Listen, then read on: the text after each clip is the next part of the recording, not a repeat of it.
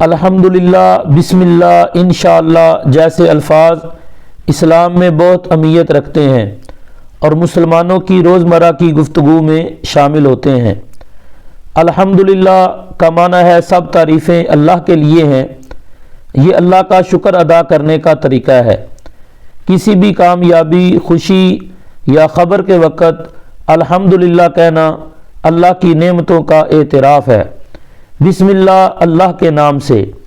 کسی بھی کام کو شروع کرنے سے پہلے بسم اللہ کہنا اس بات کی علامت ہے کہ ہم اپنے کام میں اللہ کی مدد چاہتے ہیں اور اس کا آغاز برکت کے ساتھ کرتے ہیں۔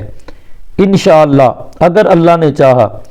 یہ اللہ کی رضا پر ایمان اور یقین کو ظاہر کرتا ہے۔ کسی کام کے بارے میں بات کرتے ہوئے انشاءاللہ کہنا ہمیں یاد دلاتا ہے کہ ہر چیز اللہ کی مرضی سے ہوتی ہے۔ لہٰذا ہمیں چاہیے کہ ہمیں کوئی بھی خوشخبری ملے، کوئی کامیابی ملے، کوئی اچھی خبر ملے تو ہمیں فوراً الحمدللہ کہنا چاہیے۔ اور ایسے ہی کوئی بھی کام شروع کریں، پانی پینے کا آغاز کریں، کھانا کھانے کا آغاز کریں، کسی بھی کام کو شروع کریں تو بسم اللہ کہہ کے شروع کریں، مکمل بسم اللہ الرحمن الرحیم پڑھ کر شروع کریں، انشاءاللہ اس کام میں برکت ہوگی۔